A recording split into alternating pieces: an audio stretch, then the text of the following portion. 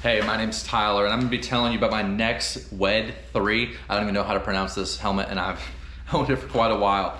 I wanna tell you about some of the things I love and some of the things I hate.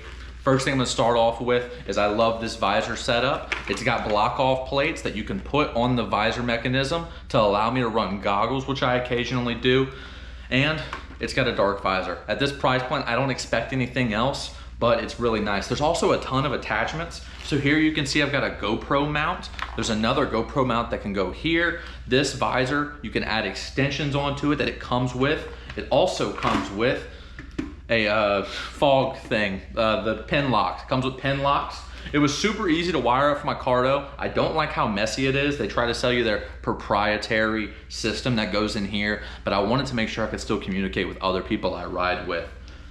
Major thing I hate about it, which is also the reason I bought it, this WED system has a fire department lining fast release system. You pull these tabs and it creates a neck brace on the helmet to help save your life. But I have a striking feeling that that's why this helmet is so heavy. I know it's hard to communicate, but once I've added this Cardo system, and especially when I've got a GoPro 13 on here, this helmet, well, it feels like it weighs 1,000 pounds. It felt very heavy even before I put those things on it, and that'd be something I'd change. If I was to do anything else, if I was to put myself back in time, I'd get a lighter helmet. Overall, I love this helmet. It's been very consistent with me. The noise levels are right. I really liked setting up this helmet. I think it looks great with this tan, but I don't like the weight. Now I know that helmets in this weight group, this 1675 grams, so 1,600 grams, almost 1,700 grams, this is just too heavy. I have a strange feeling that if I got in an accident, I'd have a lot of neck pain.